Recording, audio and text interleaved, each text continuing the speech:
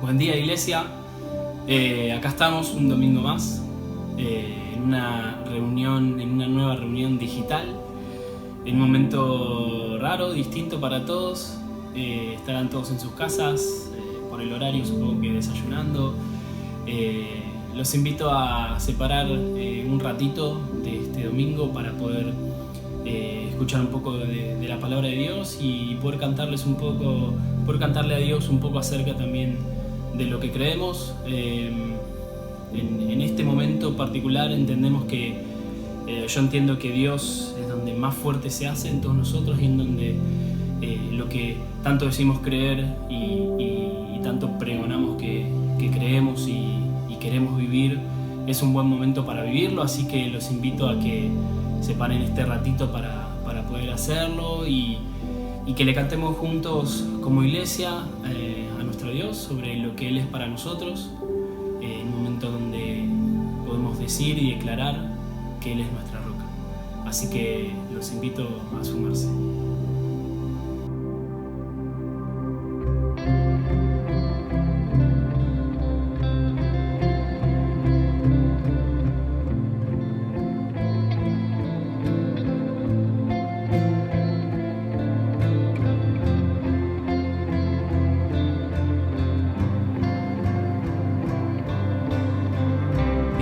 Esperanza está en Jesús,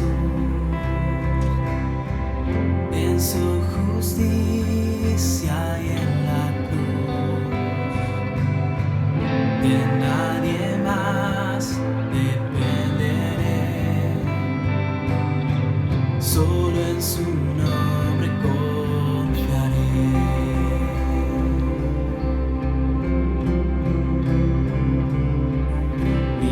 Esperanza está en Jesús,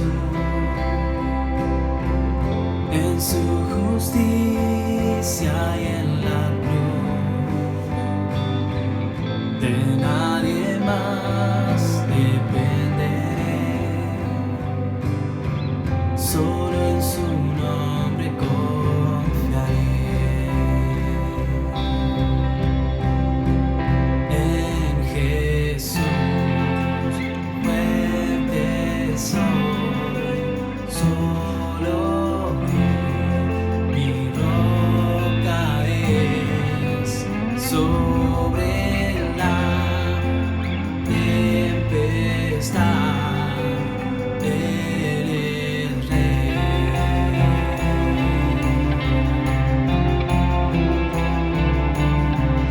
Cuando no puedo ver su faz, sé que su gracia es siempre igual. A la tormenta venceré, mi ancla firme está en Él.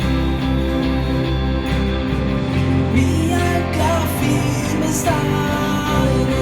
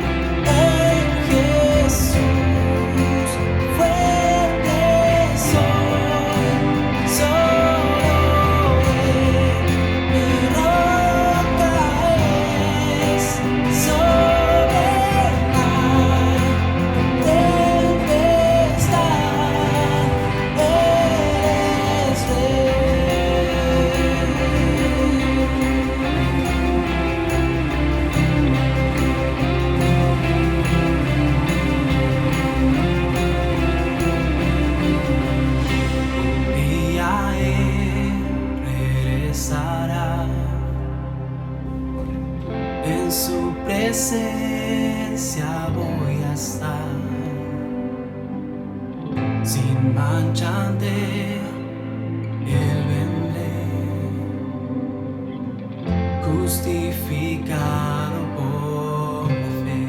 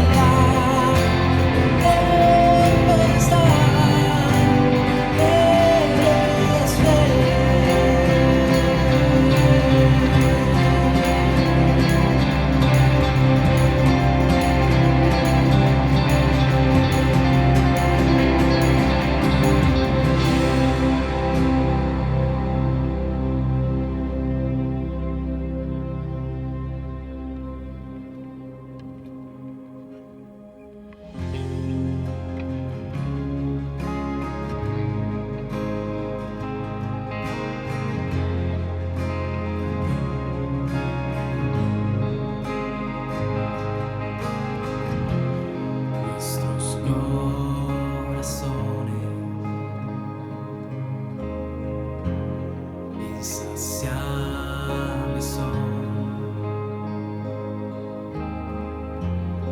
hasta que conoce su Salvador.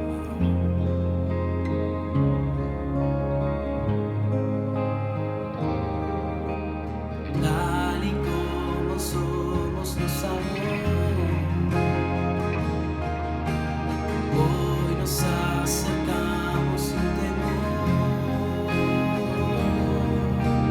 Él es el agua que al beber nunca más tendremos sed. Jesucristo basta, Jesucristo basta.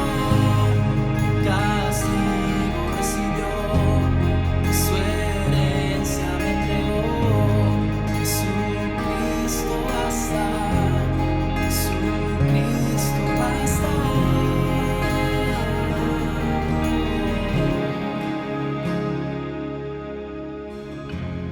Fuimos alcanzados por su gran amor, con brazos abiertos recibe hoy.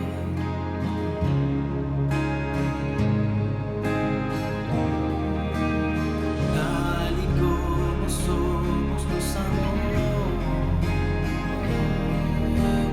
hoy nos acercamos sin temor.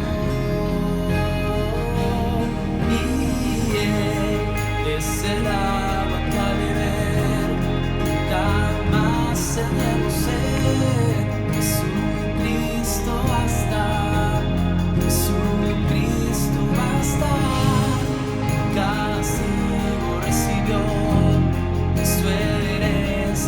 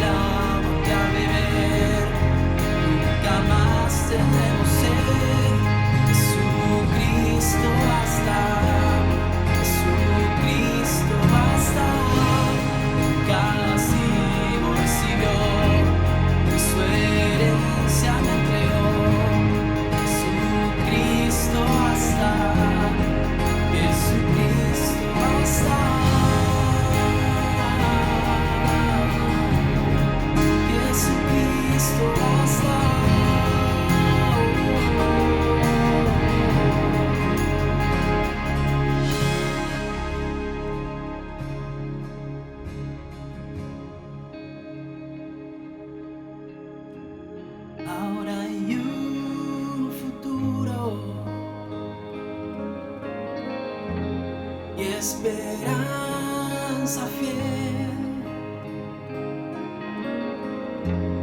En su amor confiamos, hay descanso en él.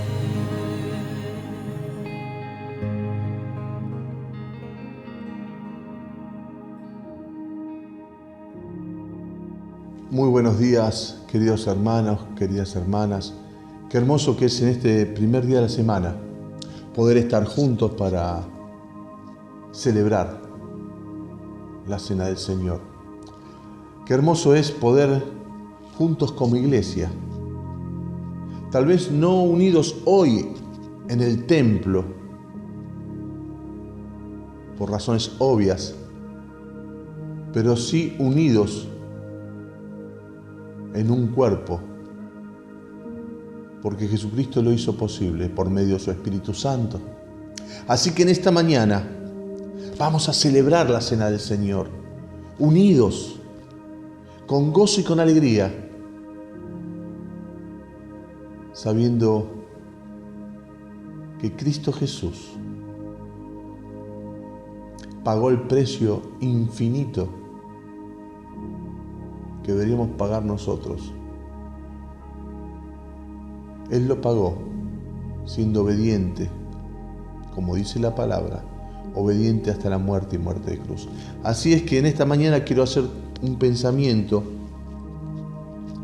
y va a estar basado en Isaías 50, del versículo 4 al 9. Todo Isaías 53, cual te pido que lo leas después en casa. Y también Lucas 18, 31 al 34, el cual voy a leer ahora para basarme en lo que el Señor puso en mi corazón en esta mañana. Mi querida hermana, mi hermano, la palabra de Dios dice: Jesús llamó aparte a los 12 discípulos y les dijo: ahora vamos a Jerusalén, donde se cumplirá todo lo que los profetas escribieron acerca del Hijo del Hombre, pues lo van a entregar a los extranjeros, y se burlarán de él, lo insultarán, lo escupirán, lo golpearán y lo matarán. Pero al tercer día resucitará. Ellos no entendieron nada de esto, ni sabían de qué les hablaba, pues eran cosas que no podían comprender. Mi querida hermana, mi querido hermano,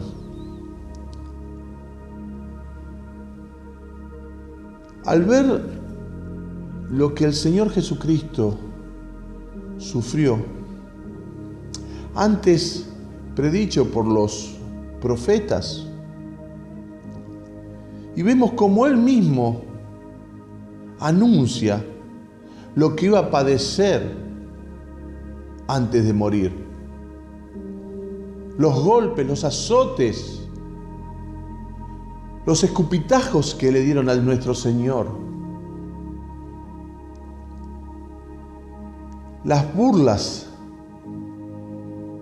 que nuestro Señor recibió, siendo Él el Señor de señores, el gran yo soy, Rey de reyes. Permitió que todo esto suceda porque sabía que era necesario para que hoy podamos disfrutar con gozo y alegría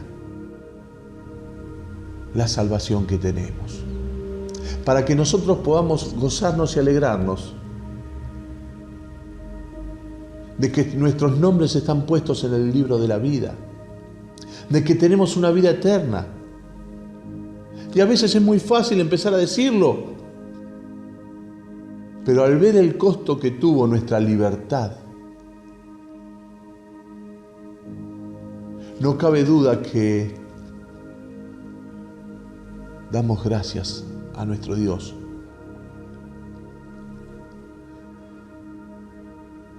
Y como dice la palabra, damos gracias a nuestro Dios porque Jesucristo hoy está vivo. Porque como dice la palabra, al tercer día iba a resucitar. Y así fue. Que Jesucristo resucitó y venció a la muerte. Por eso hay gozo y alegría en nuestros corazones. Y ahora vamos a hacer memoria de la muerte y resurrección de nuestro Señor Jesucristo. Y lo vamos a hacer por medio del pan. Como dice la palabra y como bien nos enseña el mismo Señor Jesucristo. Dice en Mateo capítulo 26, mientras comían, Jesús tomó en sus manos el pan y habiendo dado gracias a Dios, lo partió y se los dio a los discípulos diciendo, tomen y coman, esto es mi cuerpo. Tomen y coman, este es mi cuerpo. Y ahora mi hermana, mi hermano, vamos a tomar un trozo de pan. Vos en casa, yo aquí, en mi casa. Y vamos a partirlo y lo vamos a retener. Y vamos a dar gracias a Dios por el cuerpo de Jesucristo que fue entregado en esa cruz del Calvario. Padre, Padre Santo eres tú. Y en esta mañana, Señor, venimos a tu presencia para darte gracias. Te damos gracias, Señor, porque Jesucristo tomó el lugar que merecíamos nosotros. Te damos gracias, Señor, por el cuerpo de Jesucristo entregado en esa cruz del Calvario, por amor a cada uno de nosotros. En el nombre de Él, así lo hacemos. Participemos.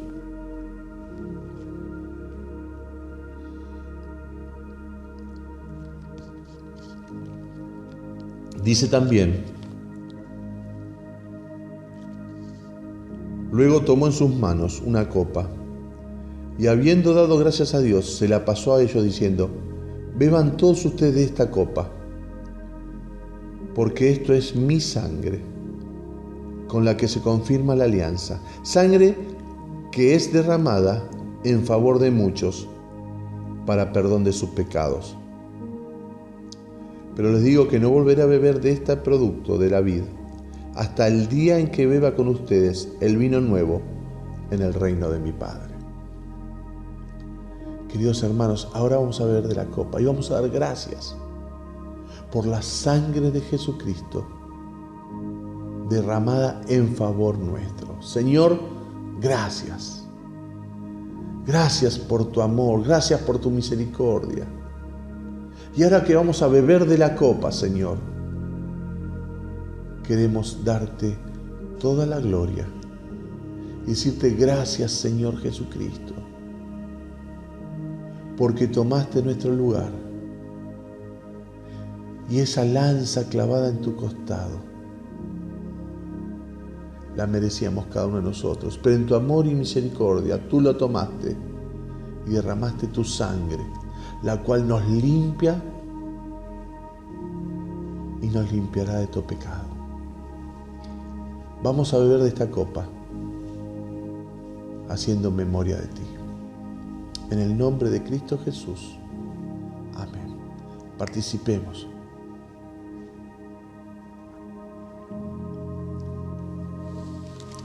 Y qué gozo y qué alegría es saber que Jesucristo no quedó colgado en esa cruz del Calvario, sino que Jesucristo resucitó al tercer día, como Él lo anunció, y hoy está vivo y está reinando, y el Espíritu Santo está con nosotros como Él lo prometió, siendo nosotros templo de ese Espíritu Santo. Así que en esta mañana, querida hermana, querido hermano, alegrémonos, gocémonos, porque Cristo resucitó.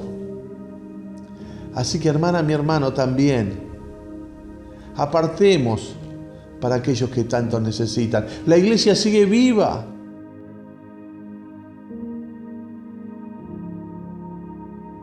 El miércoles salió un grupo de jóvenes hermosos, preciosos, con los permisos, con todas las cosas perfectas, salieron a repartir viandas a aquellos que tantos necesitan. aquellos despojados de la sociedad fueran a entregar comida calentita, rica. El jueves, COPS,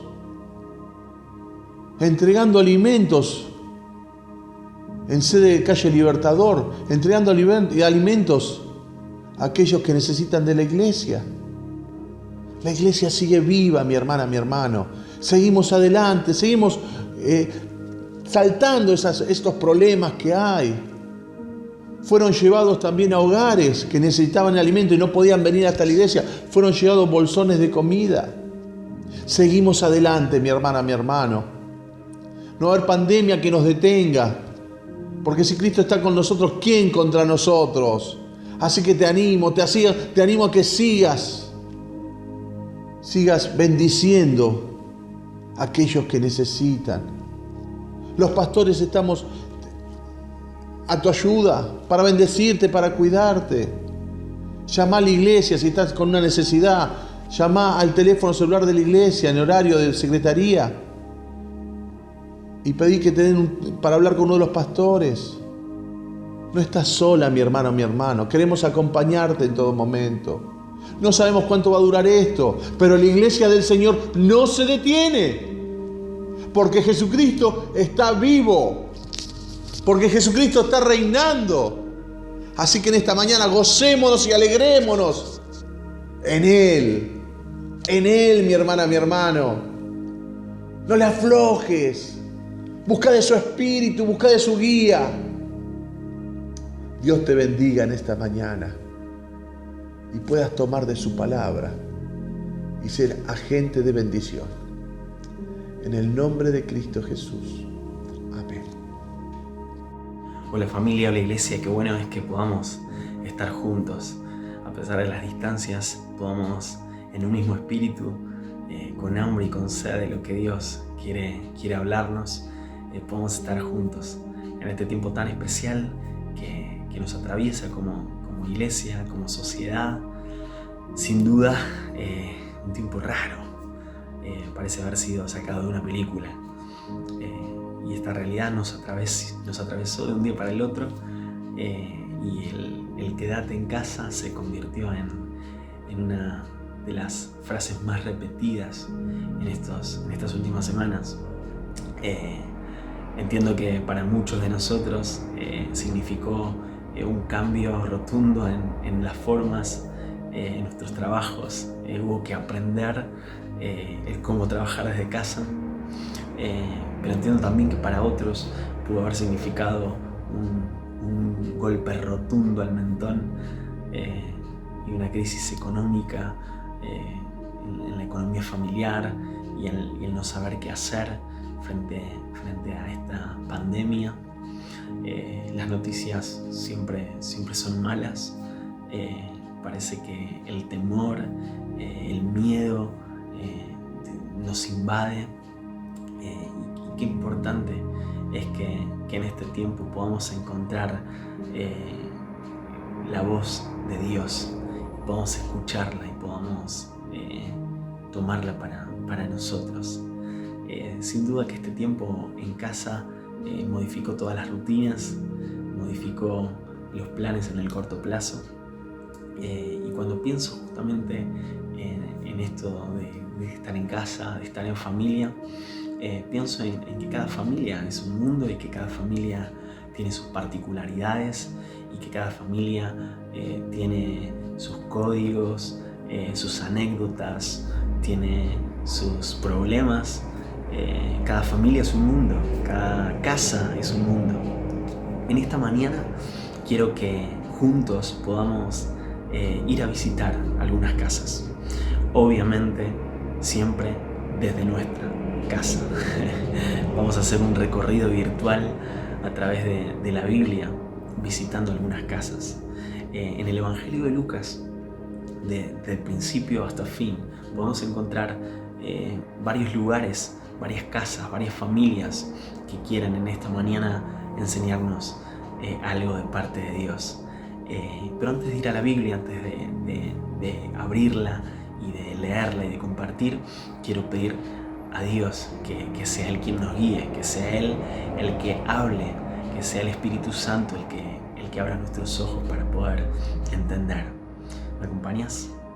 Papá, en esta mañana queremos rogarte, pedirte que a través del Espíritu Santo vos nos guíes a toda verdad, que podamos al leer tu palabra escuchar tu voz, que podamos a través del Espíritu Santo entenderlo y que realmente podamos tomarlo para nuestra vida y para la vida de nuestra familia. Te necesitamos que vos nos hables y por eso dejamos este tiempo en tus manos. Queremos escucharte, en el nombre de Jesús. Amén. Te decía que íbamos a hacer una visita virtual a algunas casas. Si me acompañas en tu Biblia, en el libro de Lucas, nos va a ir relatando capítulo a capítulo varios lugares, varias casas, varias familias que quieren en esta mañana dejarnos una enseñanza. Y la primera casa que vamos a visitar virtualmente aparece en el primer capítulo de este libro de Lucas. En el capítulo 1 y a partir del versículo 5 nos va a contar, nos va a relatar la historia de la familia de dos ancianos, de Zacarías y de Elizabeth. Ellos eran una familia ya de edad avanzada y que provenían los dos de familias sacerdotales. Y al leer estos versículos nos vamos a dar cuenta de que la casa de Elías y de Elizabeth era una casa de oración, porque habían elevado por muchos años un clamor y una oración a Dios. Ellos ya eran ancianos, ellos no tenían hijos aún, y la oración por un hijo sin duda se había convertido en una oración frecuente en esta casa. Los años pasaban, el reloj biológico avanzaba y no había noticias, no había hijo. Ese deseo tan profundo en el corazón de ambos no era real todavía. Pero ellos, a pesar de que el reloj biológico avanzaba, no desistieron y siguieron clamando y siguieron pidiendo. Sin duda que el no tener hijos puede representar un dolor profundo en el corazón, puede representar muchas preguntas que a veces no tienen respuesta. Pero quiero que en esta mañana Dios pueda tratar con tu corazón también. Zacarías y Elizabeth, una familia, una casa de oración que nos va a invitar a poder hacerlo también. Mira, a partir del versículo 8 de este primer capítulo de Lucas dice: aconteció que ejerciendo Zacarías el sacerdocio delante de Dios, le apareció un ángel del Señor, puesto en pie a la derecha del altar. Al verlo, Zacarías tuvo miedo, pero el ángel le dijo: Zacarías, no temas, porque tu oración ha sido oída, y tu mujer Elizabeth dará a luz un hijo, y le pondrás por nombre Juan. Me imagino la sorpresa, la emoción, el shock que produjo esa aparición celestial en la vida de Zacarías.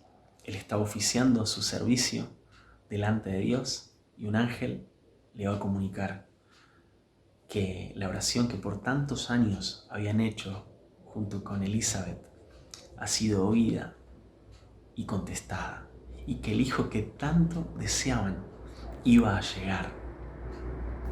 Y no solamente que iba a llegar, sino que le iban a ponerle por nombre Juan. Y me impacta profundamente la manera en que Dios hace las cosas, porque no solamente va a revelar que este ángel, que la oración ha sido oída y contestada, sino que le va a revelar el propósito que Dios iba a tener con ese hijo que aún no había nacido, que se iba a llamar Juan. Mira lo que dice los versículos siguientes: tendrás gozo y alegría, y muchos se regocijarán por su nacimiento, porque será grande delante de Dios. No beberá vino ni sidra, y será lleno del Espíritu Santo, aún desde el vientre de su madre. Hará que muchos de los hijos de Israel se conviertan al Señor su Dios, e irá delante de él con espíritu y el poder de Elías, para hacer volver los corazones de los padres a los hijos y de los rebeldes a la prudencia de los justos, para preparar al Señor un pueblo bien dispuesto. Tremenda revelación, tremenda palabra que recibe Zacarías, y lo deja mudo, y lo deja sin poder creer totalmente lo que está escuchando. Esa duda, esa incredulidad de Zacarías va a hacer que Zacarías quede mudo hasta el día del nacimiento de su hijo. Pero me impacta profundamente la revelación que este ángel trae a Zacarías de ese hijo que todavía no había nacido. La frase que más me impacta es esta: para hacer volver los corazones de los padres a los hijos. Por algún motivo, tanto en aquel entonces como hoy, el corazón de los padres está en otro lugar. Quizá el trabajo, quizá la ambición de tener, quizá las ocupaciones han hecho que el corazón de los padres se desvíe y que el corazón de los padres ya no esté en los hijos. Hoy Dios nos quiere confrontar con esta verdad. Y me preguntaba, ¿dónde está tu corazón? ¿Está tu corazón en tus hijos? Los que somos papás tenemos la responsabilidad, el peso de poder derramar nuestro corazón delante de Dios por nuestros hijos y ser intencionales a la hora de criarlos.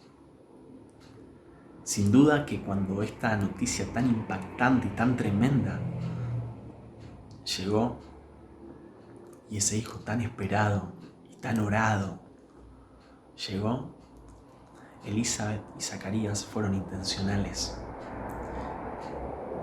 Y después de su nacimiento no solamente se ocuparon del bienestar físico y emocional de ese hijo tan esperado, sino que fueron intencionales con su vida espiritual. Fíjate lo que dice el último versículo de este capítulo. El niño crecía y se fortalecía en espíritu. Esto me habla a mí de padres que habían sido intencionales a la hora de criarlo y que la Biblia y la oración en esa casa no faltaban. La casa de Zacarías y de Elizabeth nos invitan hoy a hacer lo mismo, a que nuestras casas puedan ser casas de oración y casas de búsqueda de Dios. Casas donde nuestros hijos nos vean vivir a Jesús. Que nuestros hijos vean en nosotros a Jesús es el mayor desafío que tenemos como papás. La sociedad dice que los hijos son un estorbo. El sistema dice que los hijos son un estorbo para la realización personal y profesional. En un mundo donde el individualismo crece, no pierdas nunca como papá este ministerio tan importante que Dios nos dio en casa, puertas adentro con nuestros hijos. La casa de Zacarías y de Elizabeth nos invitan a levantar en nuestra casa oración y búsqueda y a ser intencionales con nuestros hijos. Si seguimos leyendo el libro de Lucas, podemos encontrar más adelante, en el capítulo 4, vemos a Jesús entrar en la casa de Pedro, uno de sus discípulos, y sanar a su suegra. Si avanzamos un poquito más adelante en el libro de Lucas también, en el capítulo 7, vamos a encontrar a Jesús también entrando en una casa, la casa de un centurión romano, y sanando a su a uno de sus esclavos. Pero no me quiero detener en estas casas. Quiero que vayamos al capítulo 8 de Lucas. Y vamos a detenernos y vamos a meternos un poquito en la casa y en la familia de Jairo. El versículo 9 y a partir del versículo 8:40 nos va a relatar un poquito quién era Jairo y cómo era su casa. Dice: cuando Jesús volvió, lo recibió una multitud con gozo, pues todos lo esperaban. Entonces llegó un hombre llamado Jairo, que era un alto dignatario de la sinagoga. Postrándose a los pies de Jesús, le rogaba que entrara a su casa, porque tenía una hija única, como de 12 años, que se estaba muriendo. El primer vistazo en la casa de Jairo nos hace ver a una persona distinguida socialmente, un principal de la sinagoga, con una hija de 12 años que se está muriendo. Y ante esa desesperación, Jairo, una persona distinguida, de renombre, va a dejar el orgullo, va a dejar sus laureles de su nombre y va a ir a los pies de Jesús para rogarle que entrara a su casa, porque su hija, su única hija, se estaba muriendo. A Jairo sin duda no le importó lo que iban a decir esas multitudes que seguían a Jesús. No le importó nada, porque la vida de su hija corría peligro. Entonces fue y se arrodilló delante de Jesús. Qué cosa, ¿no? ¿Cómo es posible que un principal de la sinagoga busque ayuda en un predicador de Nazaret? Eso no importó. Cuando las papas queman, al único que podemos ir es a Jesús. Y Jairo, a pesar de su renombre, dejó de lado su orgullo y se arrodilló clamando a Jesús que entrara a su casa. La muerte estaba cerca. La Biblia nos cuenta que mucha gente impedía que el paso de Jesús y Jairo sea un paso acelerado. Es más, la Biblia relata que en medio de esa caminata hacia la casa de Jairo, a Jesús una mujer lo toca de atrás, toca su manto y es sana en ese momento. Y más, Jesús frena, hace una pausa en el camino y le dice a esta mujer: tu fe te ha sanado. Yo me imagino a Jairo diciéndole o pensando: Jesús, por favor, apúrate, mi hija se está muriendo. Y mientras estaban hablando, alguien cercano a la familia llega con la noticia que jamás Jairo hubiese querido escuchar.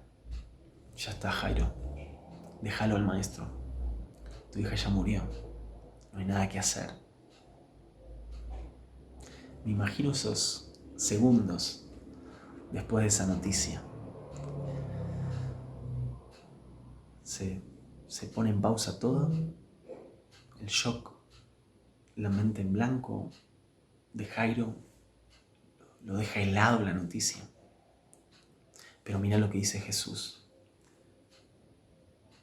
En el versículo 50 del capítulo 8, oyéndolo Jesús le respondió: no temas, cree solamente y será salva. No temas, cree solamente. Cuando pienso en esas palabras de Jesús, pienso en esos pasos que quedaban todavía por delante hasta la casa. La Biblia nos dice en los versículos más adelante que cuando iban llegando a la casa se escuchaban los llantos de los familiares, de los vecinos, que estaban destruidos por esa noticia, sin duda al igual que Jairo, pero una luz de esperanza que traen las palabras de Jesús: no temas, cree solamente. Jesús entra a la casa. Jesús toma de la mano a la hija de Jairo y la levanta de la muerte. Tremendo, tremendo poder. Jesús levantando a su única hija de la muerte, esta nena de 12 años.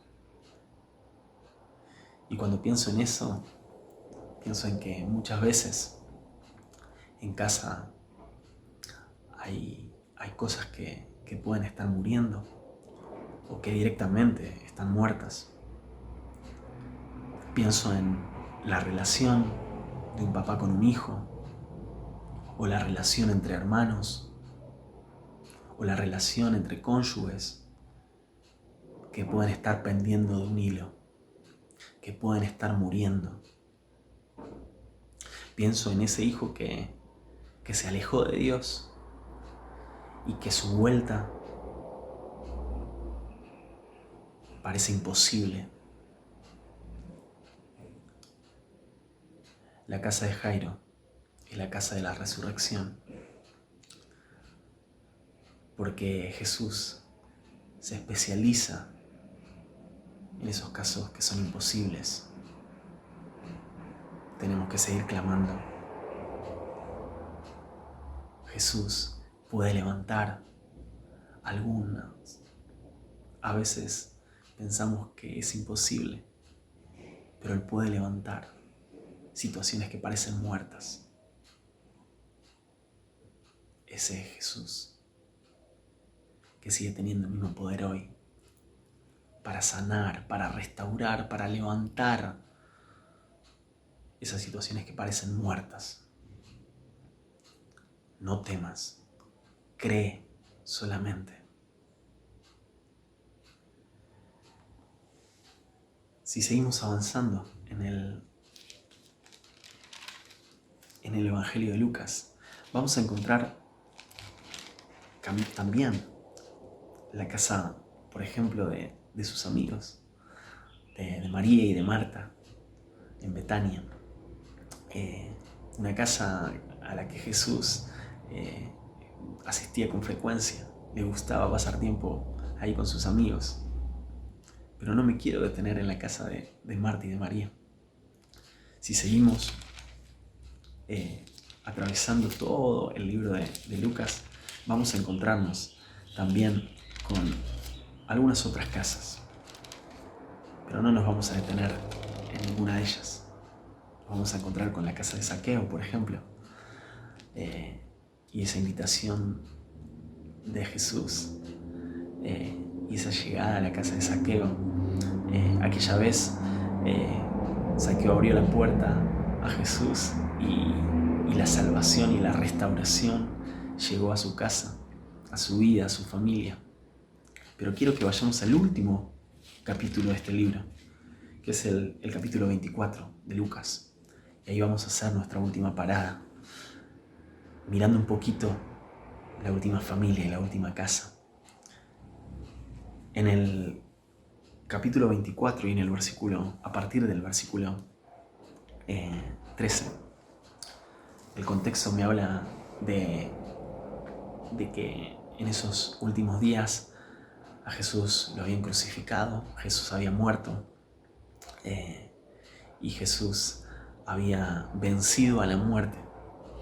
Ese mismo día, la Biblia nos relata que dos hombres, dos de sus seguidores, dos de sus discípulos, iban camino a Emaús, una aldea que queda a unos 11 kilómetros de Jerusalén, conversando y bajoneados, desanimados por todo lo que había acontecido. Todavía no podían creer que Jesús hubiese muerto, y ante esa charla un tanto bajón de estos dos seguidores de Jesús, Jesús mismo se acerca. La Biblia dice que sus ojos fueron velados para que no lo reconozcan y se une a esta conversación.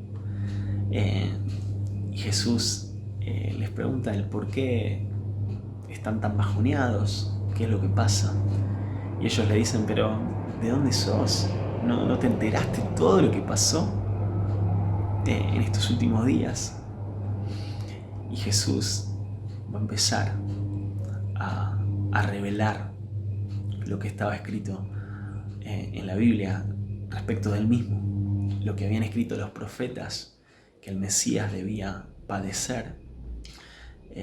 Cuando llegan a la puerta de la casa, Jesús hace como que pasa de largo, pero uno de ellos, uno de sus seguidores, Cleofas, va a ser el que le insista para que Jesús no siga de largo, sino que entre a su casa.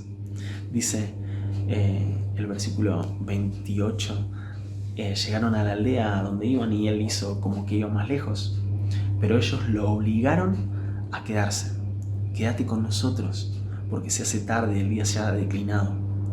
Entró pues a quedarse con ellos. Entró a su casa. El versículo 30 dice, y aconteció que estando sentado con ellos a la mesa, tomó pan y lo bendijo, lo partió y les dio de comer. Entonces les fueron abiertos los ojos y lo reconocieron. Pero él desapareció de su vista. Wow,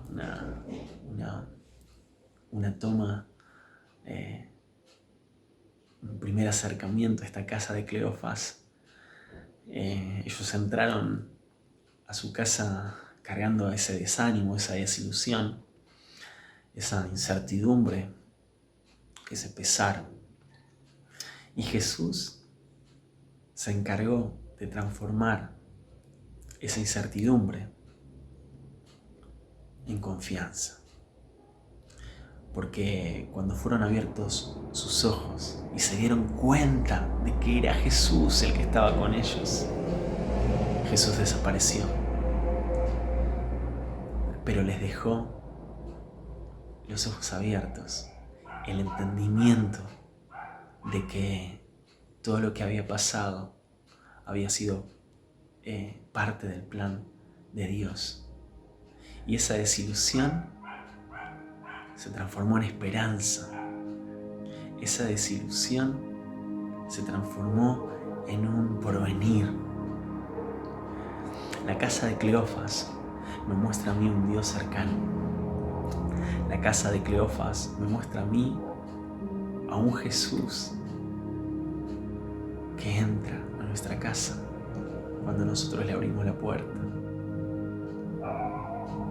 y que trae paz y que trae palabras de esperanza ante la incertidumbre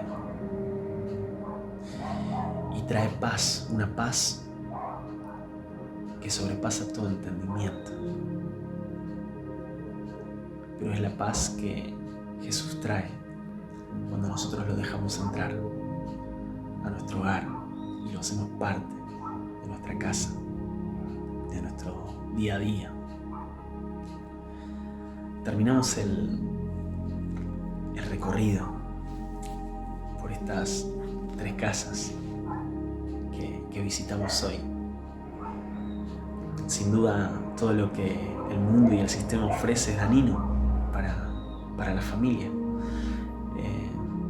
El individualismo en el que se vive, el machismo, el feminismo, que tanto daño ha traído a lo largo de la historia, sigue golpeándonos.